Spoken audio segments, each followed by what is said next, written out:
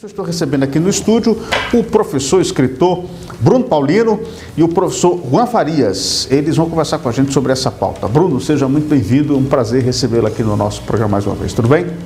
Tudo bem, Alistair. É um prazer voltar aqui à Sertão TV e ao Ponto de Vista, dessa vez debatendo um assunto de suma importância, uma pauta nacional, como a questão do novo ensino médio, e uma pauta bem específica do estado do Ceará no dia de hoje, que é o reajuste de 15% para os profissionais da educação e a convocação dos professores que estão no cadastro de reserva.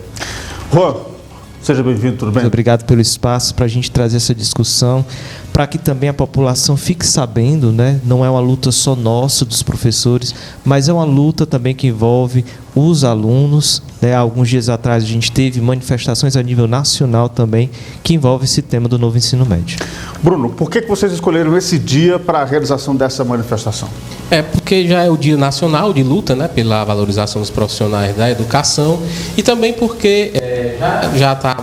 O debate sobre o novo ensino médio já está aquecido, né? A gente viu que a imprensa escrita, os jornais, Folha de São Paulo, Estadão, o Globo, tem dado manchete a isso, e já tinha articulação do sindicato, a APEOC, os sindicatos dos professores, profissionais do magistério do estado do Ceará, para hoje uma manifestação na Assembleia, tendo como foco principal a questão da implementação do PIS. Como você bem disse, o governador garante que vai pagar, mas não disse quando nem como, né? Disse nas próximas semanas. A próxima semana pode ser a semana que vem ou a última semana do mês de dezembro. Enfim, né? É uma pressão também política nesse sentido, né? E eu acho que acontecer nessa data é simbólico que você pare um dia também para pensar, né, a implementação do novo ensino médio. Lembrar que não é um parar por parar, né? Nós tivemos 2 focos de ações hoje. A primeira ação que aconteceu aqui na cidade foi uma roda de conversa com pais e alunos e professores discutindo o novo ensino médio, que a gente inclusive intitulou o momento como uma conversa necessária, né? A precarização da educação pública e o novo ensino médio. Porque você fala às vezes em precarização do profissional da educação pública e se entende que é apenas a questão salarial, quando não é. As condições de trabalho estão aí inseridas também, né? E pela manhã a gente fez uma reflexão com os alunos e um diálogo, porque, como você bem disse, né, o ministro Camilo Santana e o atual presidente Lula, eles também entraram nesse debate, né? Tinha um silêncio por parte do Ministério e do governo. O Lula, inclusive, disse que não vai ficar do jeito que está, e o Camilo disse que vai abrir a consulta pública. Então, eu tenho certeza que esse debate é um debate que vai perpassar todo esse ano, é um debate fundamental para a educação pública do Brasil, porque durante muito tempo se dizia assim: o problema da educação brasileira é o ensino médio. E, de fato, ele foi um gargalo. Começou-se realmente, você recapitulou muito bem o processo na sua fala introdutória, começou-se uma discussão entre 2012, 2013, 2015, com fóruns, formações, debates. E, quando veio o impeachment da Dilma, o Temer implementa o novo ensino médio. Tem-se um prazo para a instalação, aí pega o Bolsonaro e a pandemia, né? E o Ministério não se preocupou muito com isso, até porque a educação estadual, a educação, o ensino médio é responsabilidade do Estado, mas é uma legislação que abrange o país todo. Então, aí tem essa incoerência nesse sentido. E começou-se a implementação agora. O Estado de São Paulo estava bem mais avançado, porque já tinha implementado os 3 primeiros anos. E está muito forte esse debate lá, porque viu-se que não funciona na prática, não tem efetividade. Precariza muito a condição do professor, os próprios alunos. Aí você está... Eu falando assim, parece muito abstrato. Eu vou passar para a prática agora, se você me der um tempinho para explicar o que é, por exemplo. Já ele pergunta assim: tá, Bruno, você está falando sobre... Mas o que é que muda? O que é que muda na prática? Dentro da escola, dentro da sala de aula. Vamos pegar lá uma problemática interessante que a gente estava discutindo. Você tem, por exemplo, um professor de física, da disciplina de física. Como a disciplina dele foi reduzida, hoje é provável que ele dê mais aula de uma disciplina chamada cultura digital, que também é importante, e não dê aula de física. Quase nenhuma aula de física, porque física praticamente some do itinerário formativo. Você pega a disciplina como redação, pegar na prática, Redação não é mais obrigatório para o primeiro ano. Aí ela tem 2 disciplinas no segundo e tem no terceiro uma. Aí, Bruno, mas o que é que isso implica? Aí você sabe como é que funciona na particular? Eles têm 3 aulas no primeiro ano de redação, 3 aulas no segundo ano de redação, 3 aulas no terceiro ano de redação e tem uma extra, que é online, justamente nessa questão do novo ensino médio. Aí tem como um aluno da escola pública competir com um aluno da escola particular, com esse regime, com essa segregação, com essa diferença? Então, o novo ensino médio, na minha opinião e na opinião de muitos especialistas, os professores que estão atuando, ele cria uma segregação muito grande entre a escola pública e a particular, no itinerário formativo. Isso, na prática, é isso. Tem outras questões, ele é um momento muito complexo, na verdade. É uma questão muito complexa, é tanto que se discute o que é melhor fazer, revogar, que seria anular essa publicação, ou reajustar o que está aí. Esse é um debate muito amplo. Na verdade, o Ministério da Educação tem esse bucho aí para resolver. Juan, na prática, essa implementação, ela já começou, o novo ensino médio já começou a funcionar nas escolas ou ainda está nessa fase inicial? Como é que está esse processo aqui no estado do Ceará? Aqui no estado do Ceará, ele teve o cuidado de ir fazendo essa implementação do novo ensino médio aos poucos, né? Começou ano passado com as turmas de primeiro ano. Esse ano a gente tem primeiro e segundo ano já vivenciando esse novo ensino médio. O governo, a Secretaria de Educação, ele se preocupou de fazer com cuidado. Mas mesmo tendo todo esse cuidado em relação a outros estados, a gente ainda sente falhas, né? Como o Bruno aqui citou algumas, né? Eu sou um professor formado em filosofia, tenho uma aula, uma hora aula, e para mim lotar, para mim estar dentro desse novo ensino médio, eu tenho que estar pegando também outras disciplinas que são chamadas de eletivas, que até de certa forma a gente já tinha uma experiência com elas por a gente trabalhar numa escola de tempo integral, mas também entra agora o que a gente chama de trilhas, as trilhas de aprendizagem, né? O que é isso? Dentro desse novo ensino médio, o aluno ele pode escolher uma trilha, um percurso, que ele vai identificar isso com a profissão que ele quer seguir. Alunos que hoje estão no segundo ano passado eles fizeram essa escolha, né? Escolheram uma trilha para que eles possam, dentro dessa trilha, estar adequando os estudos, a disciplina, pensando na sua formação do futuro. Só que quando a gente vem para o chão, né, da sala de aula, é algo que não acontece como deveria, né? Hoje, na nossa discussão pela manhã, os próprios alunos levantaram essa questão, né? Eu quero me formar em medicina, quero ser um médico, e além de ter essas disciplinas da base, né, digamos que prejudicadas, né, com a redução de horário, para estar entrando as trilhas também ainda não estão conversando, não estão me preparando para a minha profissão que eu quero alçar. Então, é interessante a gente estar trazendo essa discussão também aqui para este meio de comunicação, para que as famílias fiquem cientes, né? Esse dia de paralisação não é só algo para a gente, professor, mas também para os alunos, para a qualidade da educação que a gente está fazendo. A gente tem um ministro que é do Ceará, o ministro da Educação, pelo Ceará ser referência, mas esses cuidados ainda estão aí, precisam ser tomados, né?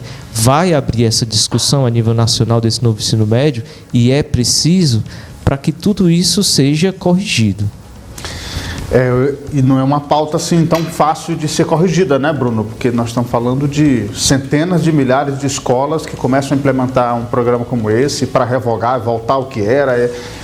É mexer muito com a estrutura da educação do país. Então, é um tema muito delicado, muito sensível, muito difícil também, né, para poder lidar com todas essas demandas. E agora está vendo que não pode surtir o efeito, né, que se esperava quando foi aprovado. Na verdade, uma das vantagens desse debate ter sido antecipado, assim, está acontecendo agora na febre da implantação, é que fica mais fácil de corrigir esses erros, né, esses eventuais erros, e se perde muito tempo, porque a educação a gente não pode perder mais tempo, né, a educação brasileira não pode perder mais tempo. A gente teve 2 anos de pandemia, é preciso recompor conhecimentos que, por conta da implementação do modelo digital, que a gente ficou trabalhando com os alunos através da internet, não tinha como funcionar a contento ali, né? Mas você pega, tem questões muito que não dá mais assim para aceitar no novo ensino médio. Você pega, eles têm, por exemplo, porque esses itinerários formativos, eles são coisas bem gerais e vagas. Pelo Brasil já foram identificados que tem disciplina como Brigadeiro Caseiro, Mundo Pet, RPG. Em São Paulo tem a parte diversificada, que é a questão de empreendedorismo, é interessante também, mas isso acaba fugindo para outro sentido, até o aluno ter uma eletiva sobre maquiagem. Não que essas questões não possam perpassar o universo da escola. A grande problemática é que os professores precisam receber formação específica para isso. A escola precisa estar adequada para isso. É uma questão muito complexa, a verdade é essa. E o interessante é que essa discussão está acontecendo agora no calor da hora. E como eu disse, não adianta a gente falar dessas questões também, se não colocar na pauta a questão do professor, que é, com o aluno, figura central do processo de aprendizagem. E a valorização do professor passa pela questão salarial também, né? Que aí tem a importância do piso. Pois é. O Estado do Ceará ainda não implementou o piso que foi anunciado pelo Ministério da Educação. Inclusive, tem muitas prefeituras já fizeram essa implementação, outras vão fazer progressivamente, como foi lá em Fortaleza. Teve até greve em Fortaleza e toda aquela situação que a gente acompanhou. E aqui no estado do Ceará, Bruno, há alguma previsão? O governo do estado, a Secretaria de Educação já apresentou algum plano em relação a essa implementação ou ainda não? Bom, a APO que teve reuniões com as secretarias da Fazenda e da Educação e se encaminhou um processo, né? Mas o governador disse que nas próximas semanas, mas ficou muito vago. E aí tem uma pauta bem específica da nossa movimentação de hoje, que é que esse reajuste repercuta na carreira. Porque você tem professor no nível C, D, no plano de carreira do Estado, que não seja apenas para o professor base. Até porque é importante lembrar que o Ceará já pagava acima do piso, né? O Ceará já pagava acima do piso nacional. O governador, que hoje é ministro da Educação, Camilo, ele deu um salto nessa questão do salário no Ceará. Se você pegar, isso é estatístico, o Ceará era o quarto estado que pagava pior os professores, e quando o Camilo saiu passou a ser o quarto que melhor pagava, né? E aí então não faz muito sentido ele dar o piso por dar, tem que dar o piso, mas repercutindo na carreira, né? O Elmano agora. Essa é uma das questões que a gente tem lutado nessa questão da paralisação. E, Juan, como é que vocês têm se organizado nesse dia, nessa quarta-feira? Eu vi que, inclusive, se a gente puder colocar imagens, por favor, tem um número significativo de professores também em Quixadá, na CRED, e outras atividades que estão sendo desenroladas aqui na região, né? Exatamente. A movimentação, né, mobilizada pela APO, que ela é a nível do Estado. Várias escolas, até a última relação que a gente recebeu, tinha 80 escolas ao todo no estado que sinalizaram a paralisação. Aqui no município a gente tem a nossa escola, Humberto Bezerra, o Liceu também, a Escola Assis Bezerra, que paralisaram as atividades, né, para estar fazendo esse momento de luta. A nível de estado, né, tem cada CRED está tendo a sua manifestação, né? Foi uma comitiva também daqui de Quixerombim para Quixadá, como estão vendo nas imagens. Fizeram essa manifestação em frente à CRED e também na praça. E a nível de estado tem um bom número de professores em frente à Assembleia Legislativa também fazendo essa paralisação, movimentando aí para a luta. A ideia, Bruno, é mobilizar, dizer que a classe está unida, ativa e, claro, né, disponível para conversa, para que as pautas sejam discutidas, né? Acho que é importante também sinalizar da parte de cada categoria que há força e mobilização para que essas demandas caminhem, né? Porque sem professor não tem ensino novo, ensino médio que dê jeito, né? Exatamente, eu acho que você foi muito feliz aí nessas colocações. Eu, particularmente, entendo que essas duas pautas, elas são pautas comuns. O reajuste do piso e o debate sobre a revogação do novo ensino médio, porque elas estão no único fim, que é, de fato, a precarização do profissional da educação pública, né? Elas duas acabam resultando na mesma coisa. O novo ensino médio, ele aumenta muito a demanda de trabalho do professor, porque tem a questão de planejamento, lotação, é uma dificuldade, porque, por exemplo, eu recorro novamente ao exemplo do professor formado em física. O cara formado em física, ele não quer dar aula de maquiagem, de fazer brincadeira, disso. Então ele acaba correndo toda a rede atrás de se lotar. Numa cidade como Quixerombim, isso é possível, porque o cara dá aula no Assis Bezerra, no Humberto Bezerra, pega uma moto e vai. Mas o cara que é professor em São Paulo, o caos que é para esse cara não se lotar, um profissional, né? E é uma questão que eu acho que a categoria também entende, que essa é uma luta nacional. Ela é uma luta nacional. Camilo tem falado muito, e eu colaboro com essa ideia dele, que é preciso uma espécie de SUS da educação. É preciso pensar um plano nacional que unifique as questões, porque se você pegar o estado do Ceará, a gente tem 3 realidades de escola. A gente tem a profissional, a gente tem a integral e a gente tem a regular, né? E elas são díspares entre si, com necessidades diferentes, com questões que perpassam esse novo ensino médio muito diferentes, e aí tem que ter esse debate para que as coisas possam funcionar a contento, né? E é por isso que é importante essa mobilização. Minha gente, depois dessa mobilização, há alguma sinalização do sindicato de conversa com o Estado já procurou o sindicato, alguma roda de negociação acerca da implementação do piso, ou vocês não têm ideia ainda de como é que estão essas discussões? O sindicato sempre deixa a gente atualizado das atividades. A gente tem hoje, de fato, essa paralisação, tanto para pressionar e para refletir. A gente vai aguardar alguma contrapartida do governo, né? Dias antes, ele sinalizou que ia pagar, ia fazer o reajuste nas próximas semanas. A gente quer ver se, a partir de hoje, essa semana, essa data sai, né? De fato, para que não se fique aí apenas nessa esperança de que algo vai chegar e quando, né? Vamos torcer. Eu também vi algumas entrevistas do governador.